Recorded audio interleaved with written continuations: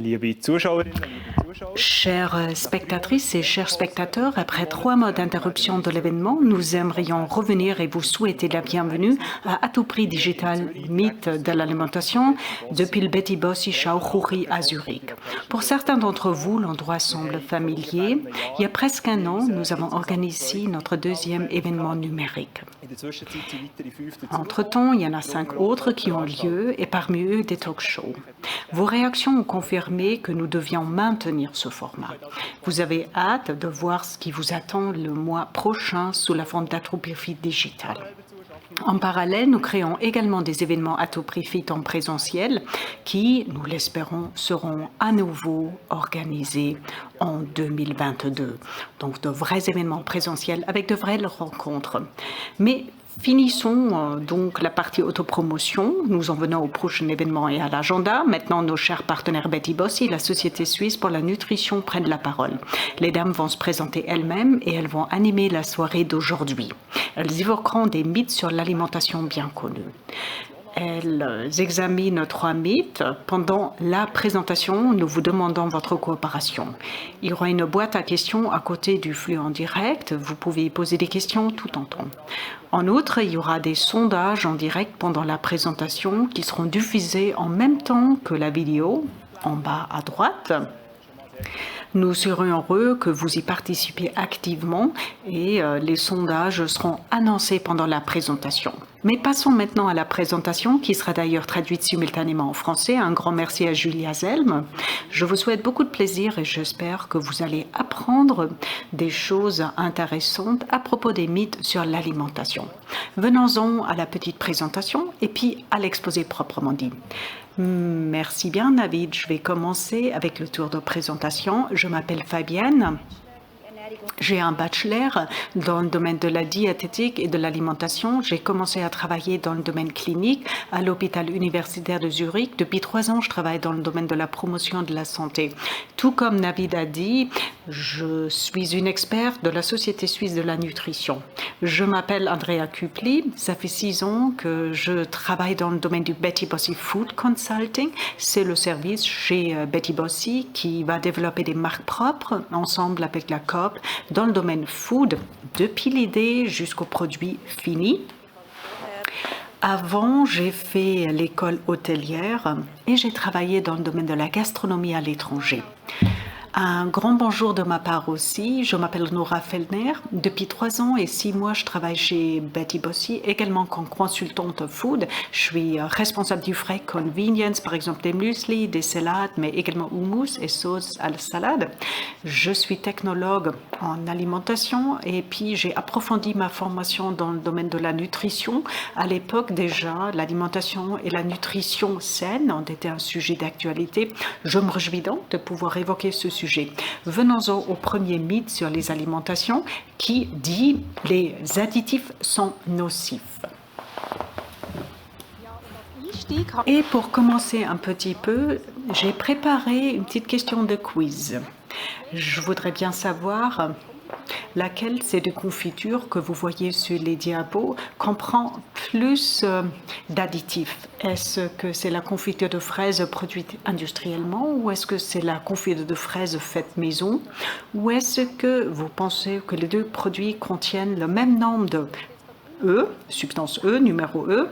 En dessous du live stream, vous allez voir la question qui vous est affichée. Vous pouvez voter tout de suite et je vous donne quelques petites secondes pour voter.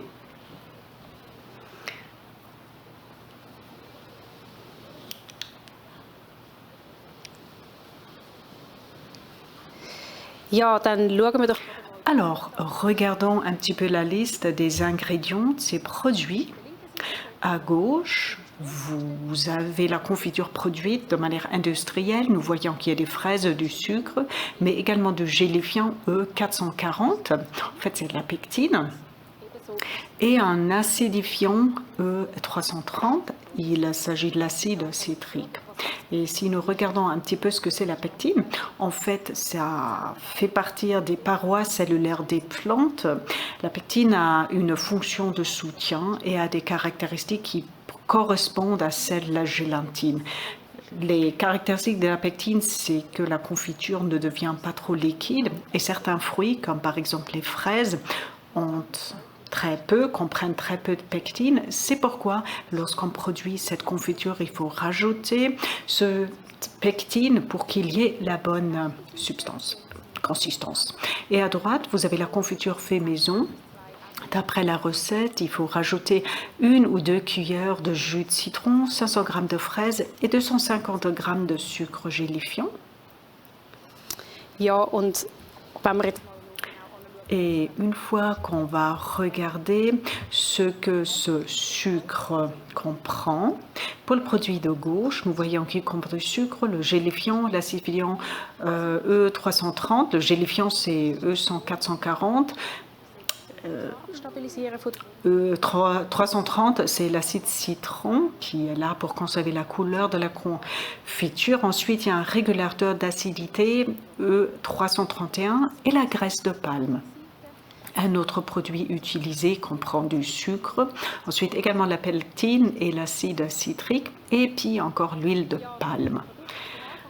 Une fois qu'on va comparer les produits qu'on avait vus avant et qu'on va additionner les différents numéros E, nous constatons que la confiture produite industriellement comprend 2 numéros E, alors que la confiture faite maison comprend 2 à 3 numéros E, en fonction du sucre gélifiant utilisé, alors qu'on ne s'y était peut-être pas attendu.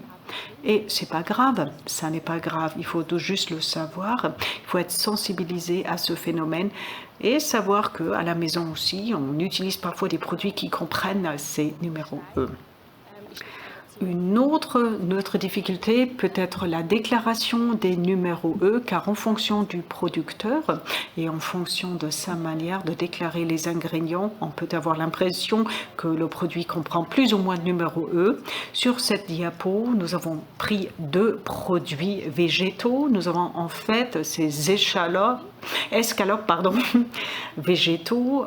Nous voyons à gauche qu'il y a l'épaisson E461 qui est utilisé, alors que le produit à droite n'a pas de numéro E qui est déclaré.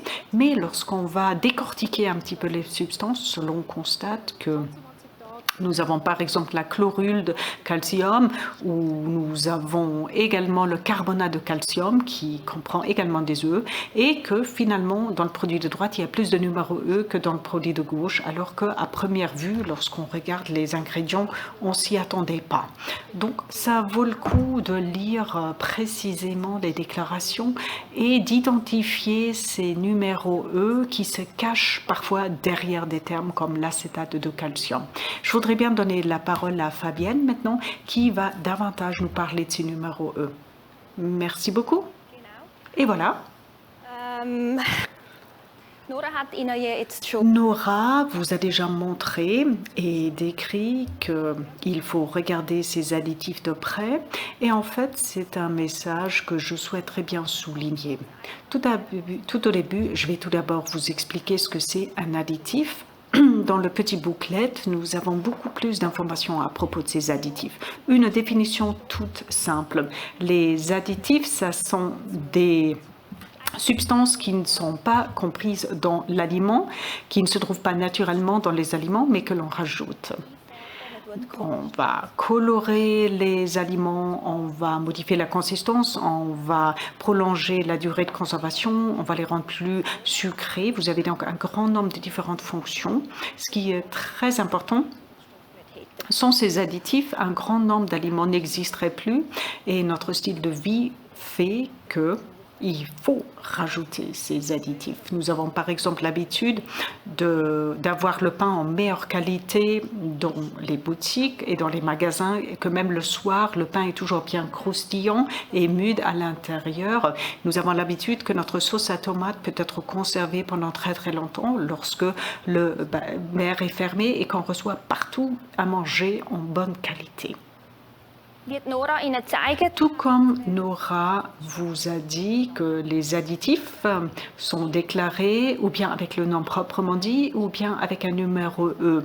Et le numéro E soulève parfois des résistances alors que ça n'est qu'un code qui nous permet de savoir de quel additif il s'agit indépendamment de la langue que l'on utilisait. E signifie tout simplement Europe.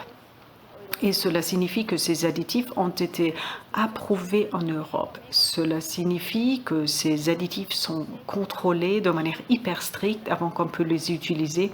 Et chez nous, en Suisse, ces additifs sont même compris dans la loi sur les denrées alimentaires.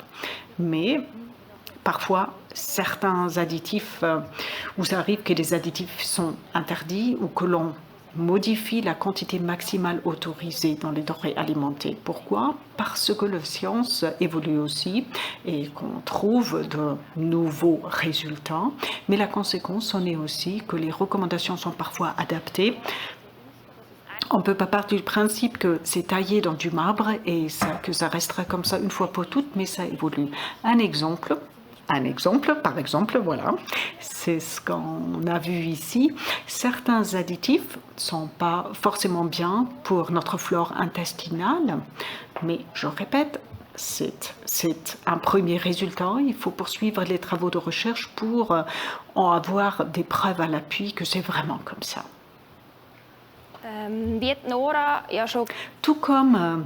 Tout comme Nora nous a déjà dit, elle a pris l'exemple de la confiture, très souvent on a recours à des additifs sans le savoir. Et ce que je voulais vous dire, c'est que les additifs ne sont ni bons ni mauvais.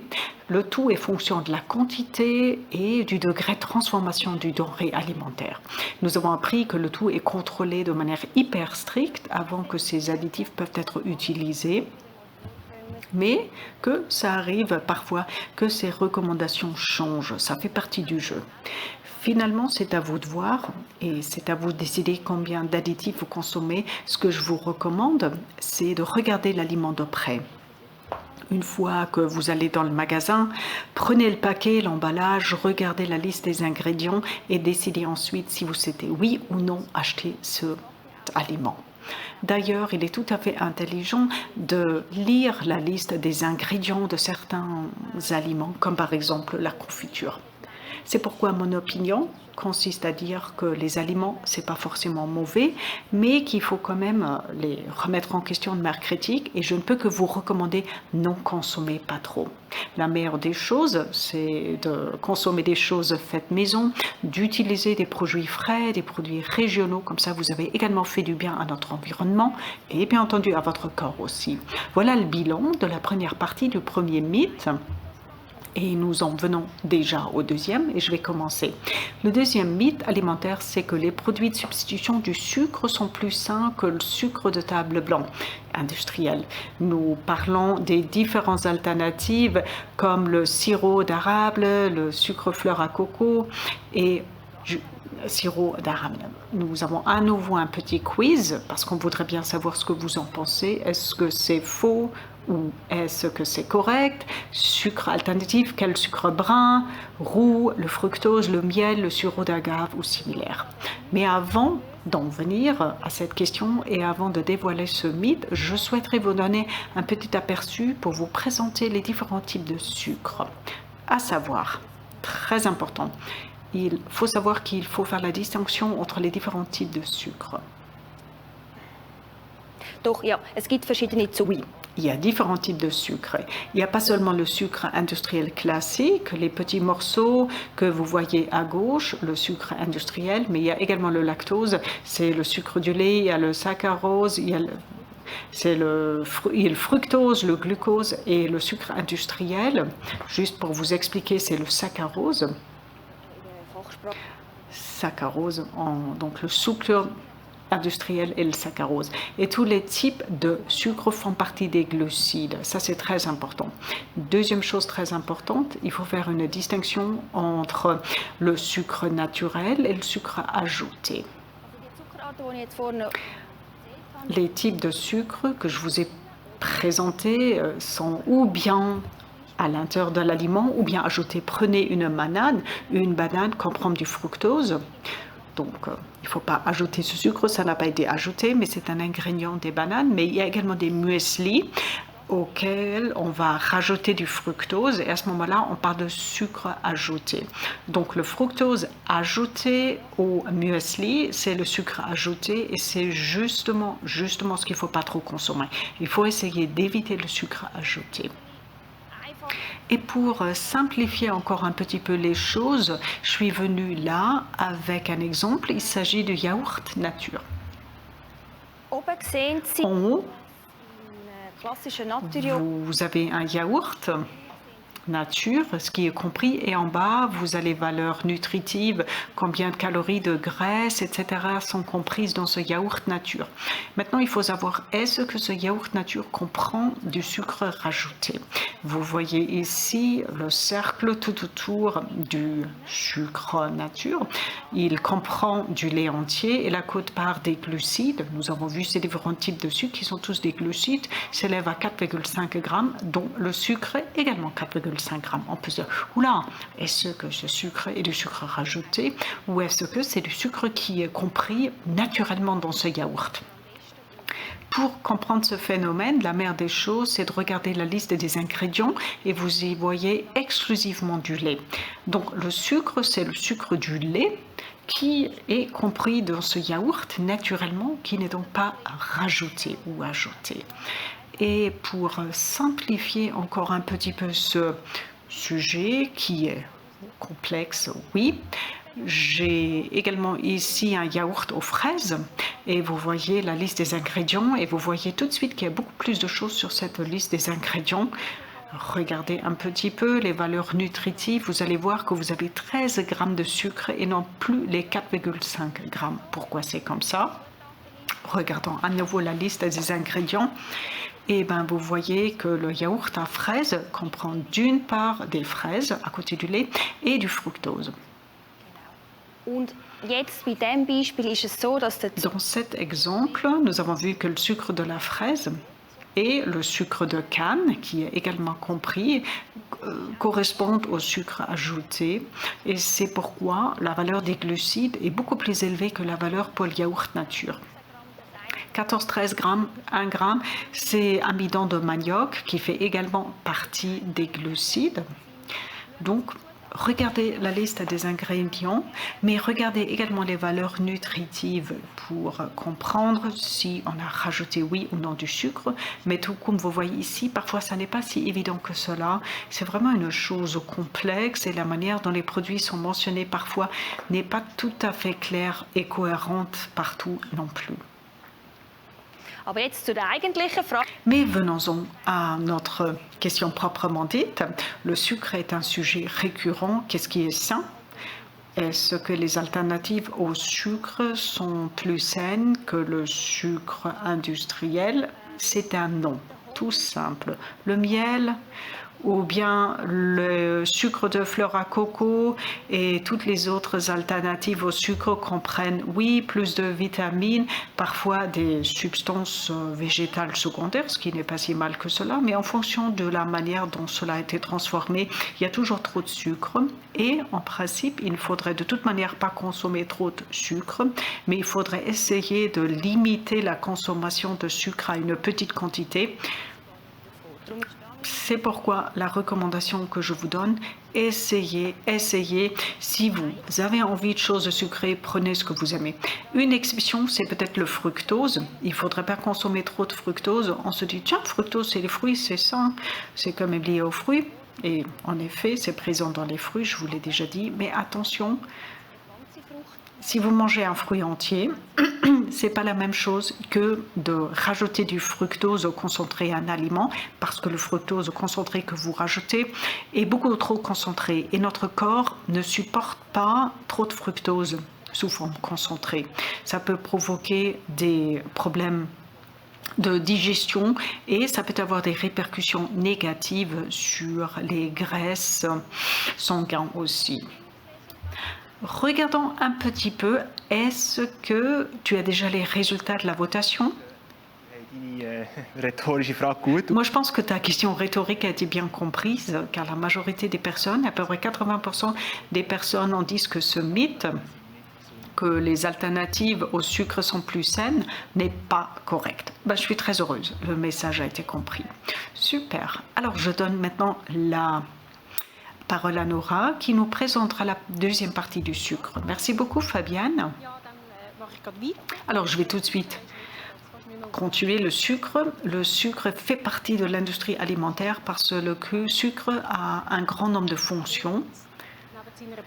Le sucre a sa fonction principale, à savoir donner du goût, mais le sucre peut également donner de la structure aux aliments. Sur un gâteau, par exemple, dans un gâteau, ça donne du gâteau, ça donne une consistance agréable, légère, ça peut rendre un aliment crémeux, mousseux, mais le sucre est également une aide à la fermentation. On le voit par exemple dans les boissons comme le vin et la bière, mais également les produits à la levure sont des produits qui comprennent souvent du sucre pour que la levure travaille. Ensuite, une autre fonction, c'est sa fonction de conservateur, ce qu'on avait vu tout au début avec la confiture. Parce que le sucre va lier l'eau, ce qui fait que les micro-organismes compris dans l'aliment n'ont plus de bouillante culture, peuvent plus se multiplier et puis contribuer à la pourriture des aliments. Et puis, le sucre est également important pour le développement des couleurs et des arômes du sucre.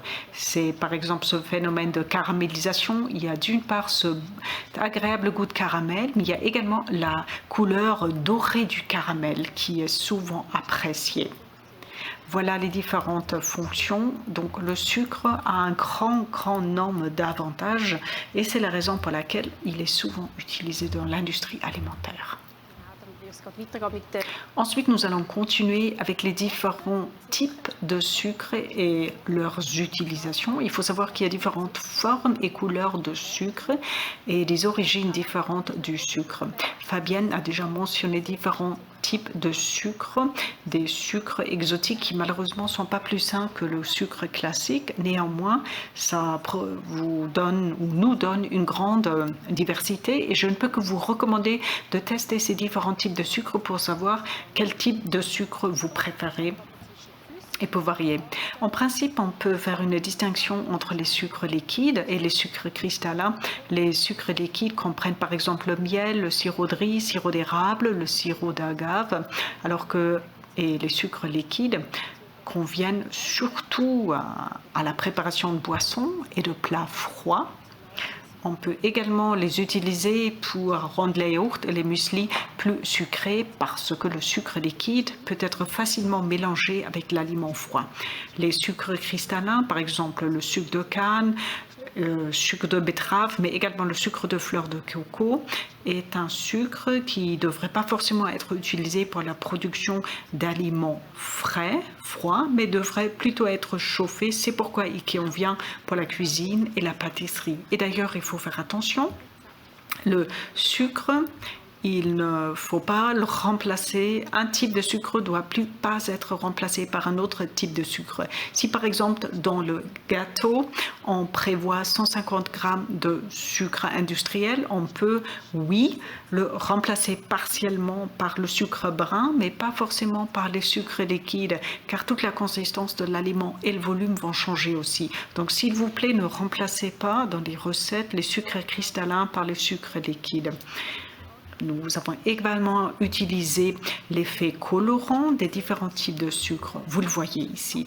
Nous avons fait un test avec des muffins. Nous avons fait des muffins avec différents types de sucre. On a toujours pris la même masse principale et puis d'autres types de sucre pour rendre ces muffins sucrés. Et tout comme vous voyez cette image, la couleur est différente. Nous avons de jaune clair jusque jaune ou brun foncé. Et le volume et la structure de la pâte varient aussi.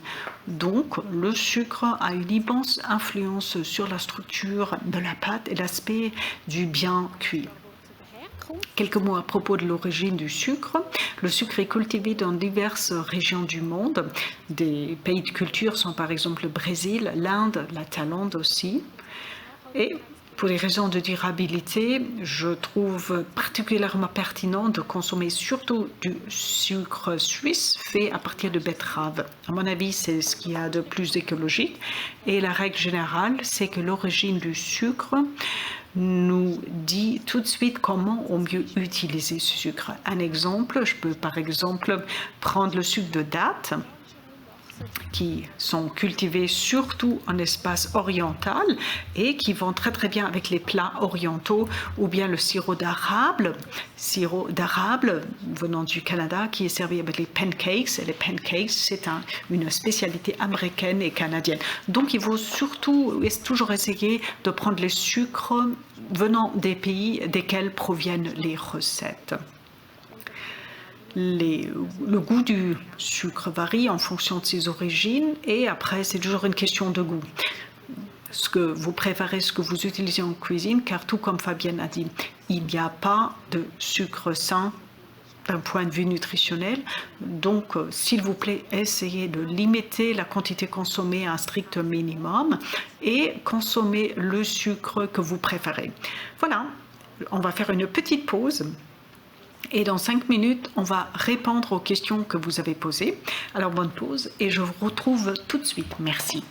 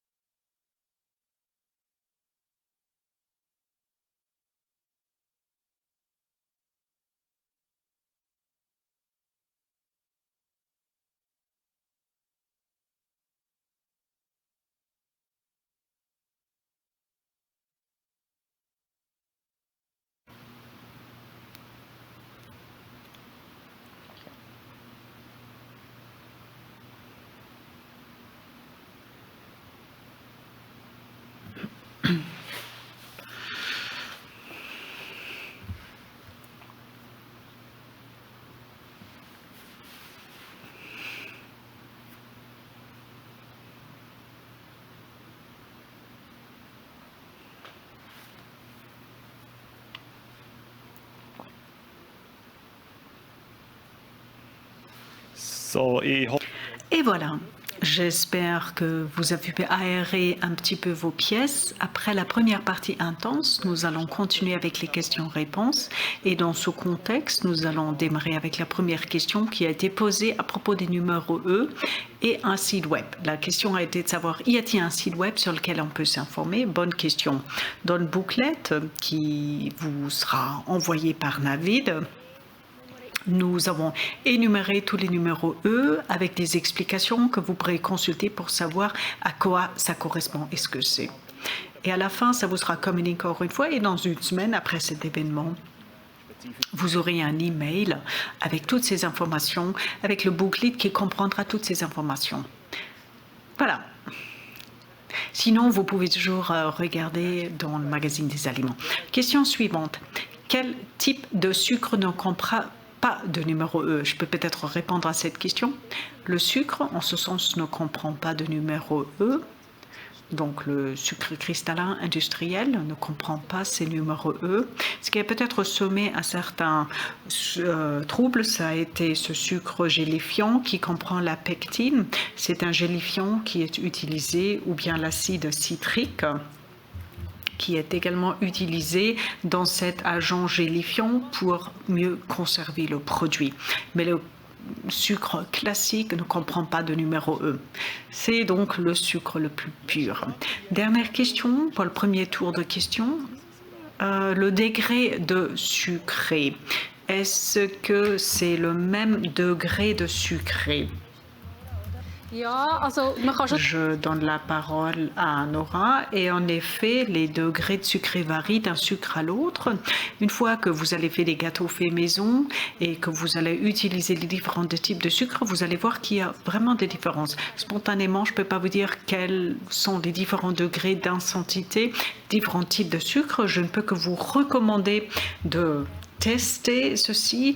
Nous avons parlé de la différence, des différents effets que le sucre a sur la couleur du produit, mais l'intensité du sucre, du goût sucré varie aussi. Très bien. Alors, on va donner la parole à Fabienne qui va continuer. Alors, venons-en au dernier mythe alimentaire qui consiste à dire que l'épeautre est plus sain que le blé. Et à nouveau, nous avons un petit quiz. Donc, l'épeautre est plus sain que le blé. Est-ce que c'est vrai? C'est faux? C'est donc le dernier mythe. Est-ce que c'est vrai? Oui ou non? Est-ce que c'est vrai? C'est faux? Alors que les deux premiers ont été faux. Je vais m'expliquer un petit peu. Je ne me suis pas posé la question de savoir qu'est-ce qui est plus sain, parce que ça, je le sais, mais je me suis vraiment posé la question de savoir si l'épeautre est tellement différent du blé. Et j'ai pu constater que les deux sont quasiment des jumeaux génétiques, génétiquement pas. L'épeautre est une variété de blé commun comme le blé, donc ils ne sont pas si différents que cela. Mais bon, je voulais quand même vous expliquer un petit peu si l'épeautre est plus sain que le blé. Je me suis renseignée dans la base de données des valeurs alimentaires et j'ai une valeur nutritive. J'ai recherché l'épeautre et le blé est à droite. Vous voyez qu'il y a différents types de farine. Pour la farine d'épeautre, nous avons donc des différents types. 1100, 1900 et type 550. Et les différents types montrent en principe le degré de mouture de la farine. Plus le chiffre est élevé, plus le grain est utilisé dans son intégralité. Ensuite, on a comparé les différents types. J'ai pris par exemple la farine d'épeautre type 1100 et je l'ai comparée à la farine blé type 1100. J'ai comparé toutes ces valeurs nutritives et j'ai constaté que c'est quasiment identique. Donc pour ce qui est des valeurs nutritives, il n'y a pas beaucoup de différence. Par contre, ce qui fait la différence, c'est justement ce degré de mouture. Et ce qui est vraiment plus sain, c'est le pain intégral ou la farine intégrale. Le degré de mouture, ça signifie farine intégrale ou pain intégral. Et puis, c'est la variation qui est très importante aussi. Si vous ne consommez que du blé ou que de l'épeautre, c'est moins sain que la variété. Une alimentation bien équilibrée comprend justement une variation de denrées alimentaires. Mais revenons à notre farine intégrale ou grain intégral. J'espère que je peux vous aider un petit peu. Donc, pourquoi des céréales complètes, des céréales intégrales? Une fois que vous regardez cette diapo, vous allez constater que les différentes parties de la graine comprennent différentes valeurs nutritives. Lorsqu'on prend l'intégralité de la graine, on a les fibres alimentaires, on a les protéines, les minéraux, les vitamines et on a plus de protéines. C'est justement l'aspect positif des céréales complètes. Dans le booklet, vous avez également une petite explication à ce sujet et vous verrez pourquoi c'est tellement positif que de consommer la graine intégrale complète. Tout à la fin, un petit quiz. C'est la soirée quiz qu'on a préparée pour vous. Qu'est-ce que vous pensez? Lequel de ces pains est un pain intégral complet? Est-ce que c'est A ou B? Peut-être les deux ou aucun? Quel pensez-vous est un pain complet? Je vais tout de suite vous donner les résultats. J'attends pas Navid, mais c'est B. Ça va peut-être vous étonner un petit peu. Ça a été un méchant parce qu'on s'est dit, mais sur tiens, on voit ces graines et ça semble être hyper sain. Mais il est tout à fait judicieux de regarder la liste des ingrédients. Ce que je vous recommande, c'est de regarder toujours la liste des ingrédients, car vous voyez pour le premier pain qu'il se compose de farine mi-blanche, alors que le deuxième pain, alors qu'il n'a pas de graines tout autour, il se compose de céréales complètes. Bien, à la fin, je voudrais encore donner la parole à Andrea.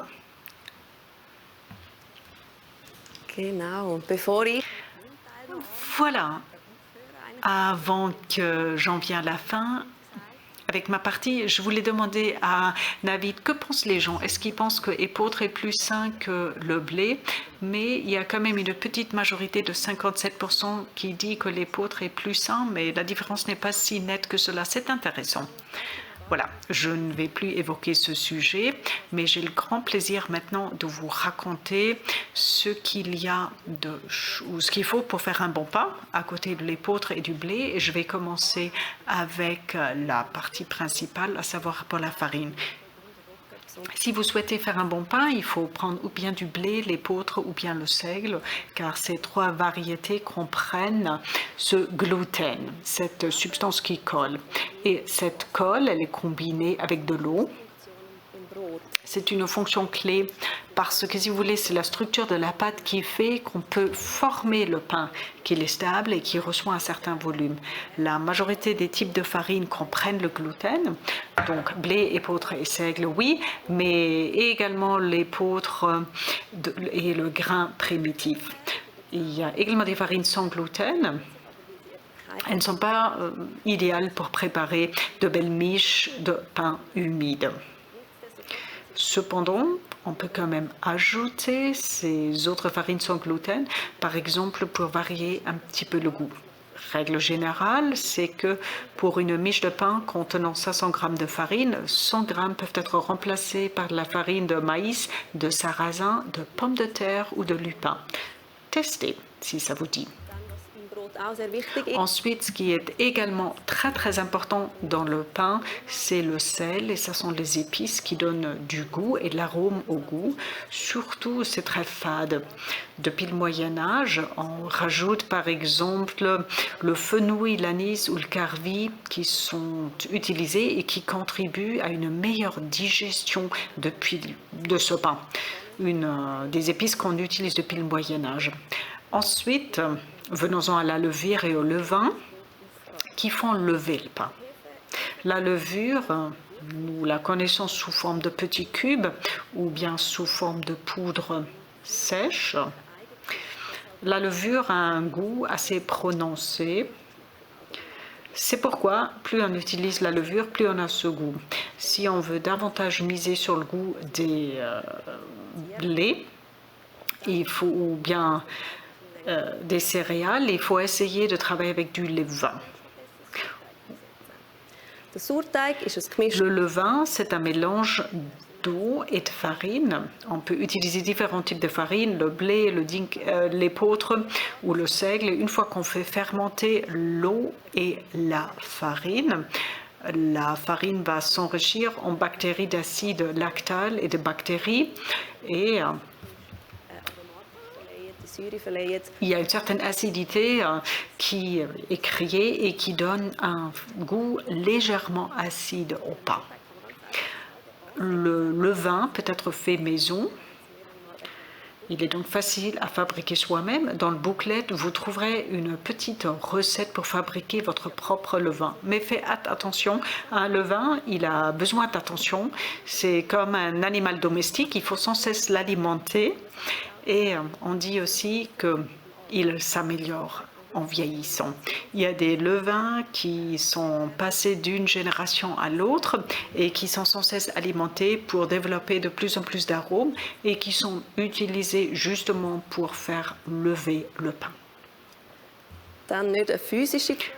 Ensuite, une substance qui n'est pas physique mais qui est également très importante, c'est le temps de cuisson. Ça vaut le coup, pas seulement de cuisson, mais de préparation. Ça commence déjà tout au début, lorsqu'on va mélanger et pétrir. S'il vous plaît, vous devez prendre 10 à 20 minutes pour pétrir la pâte, car cela active le gluten. Et ça peut créer justement la structure que j'ai évoquée. Ensuite, il faut laisser lever le pain. La levure et le levain commencent à travailler gentiment et ça fait justement ce beau volume. Plus ou moins on utilise de levure et moins les températures sont élevées, plus il faut laisser le pain se lever. Ou la pâte plutôt, ça peut durer jusqu'à 48 heures.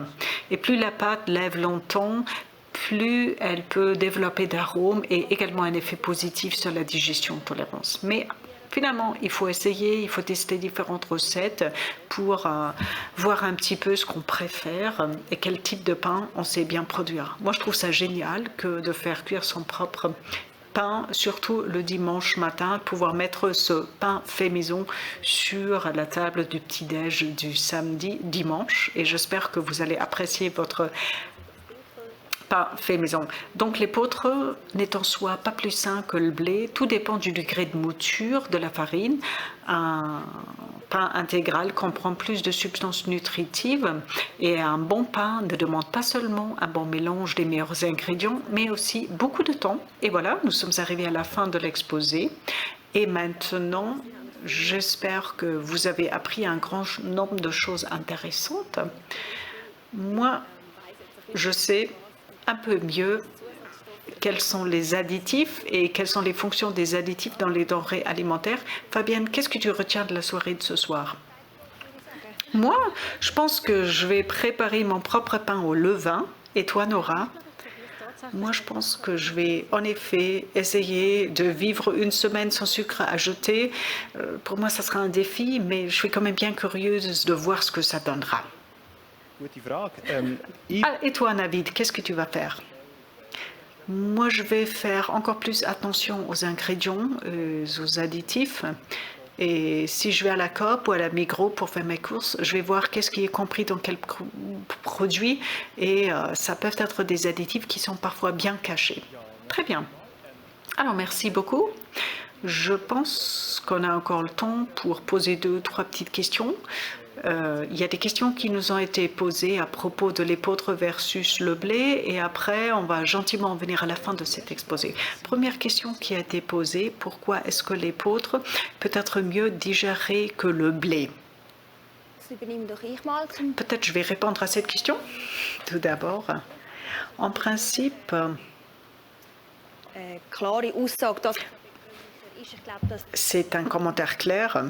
Mais moi, je pense que la tolérance, c'est toujours une chose hyper individuelle. Ce qui rend le pain mieux ou plus facile à digérer, c'est vraiment de laisser lever la pâte. Le levain, il prend plus de temps et ça rend en fait le levain mieux digérable que la levure. Si vous laissez le pain se lever pendant très très longtemps, vous auriez moins de problèmes de digestion. Je ne sais pas pourquoi est-ce que c'est mieux toléré. Souvent, où l'épeautre est un petit peu un céréale tendance et souvent utilisé dans les pains artisanaux. Et les pains artisanaux sont des pains justement où la pâte, on donne plus de temps à la pâte pour fermenter.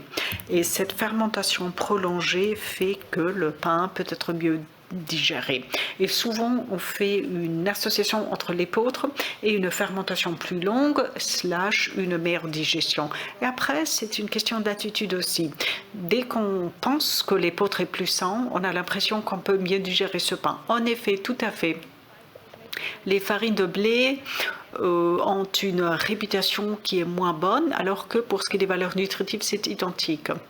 Oui, c'est quand même très très individuel, c'est une question d'attitude et c'est un truc psychique aussi. Et j'en viens justement à l'autre question, une autre question qui a été posée. Je pars du principe que ça repose quand même sur des bases scientifiques. On sait que l'épeautre d'origine ou comprend moins de gluten. Was ich da bei dieser Frage sagen will, ist, dass Gluten... Le gluten, c'est rien de négatif. On a tendance à dire que c'est quelque chose de négatif, c'est comme les additifs, alors que le gluten ne nous rend pas malade. Lorsqu'une partie souffre de cœliaquie, il est très très important de renoncer au gluten. Il se peut qu'on ait une intolérance au gluten et qu'on supporte donc moins cette substance et qu'on réagit. Mais ça aussi, c'est une chose qui est très, très individuelle. Mais en principe, le gluten, ça ne fait pas de mal. Et à nouveau, il faut essayer de varier au maximum et il faut essayer de consommer tous les aliments que nous avons à notre disposition et de ne pas toujours manger de l'épeautre jour après jour, mais de manger toutes les céréales qui existent. Oui, permettez-moi de compléter cette histoire de gluten. La préparation est essentielle aussi. Et souvent, les préparations de pain font qu'on a moins d'effets négatifs de gluten. Moi, j'ai plus rien à dire. Ok. Je pense que ça a été fort intéressant de voir un petit peu ce que vous dites à propos des 3 mythes alimentaires.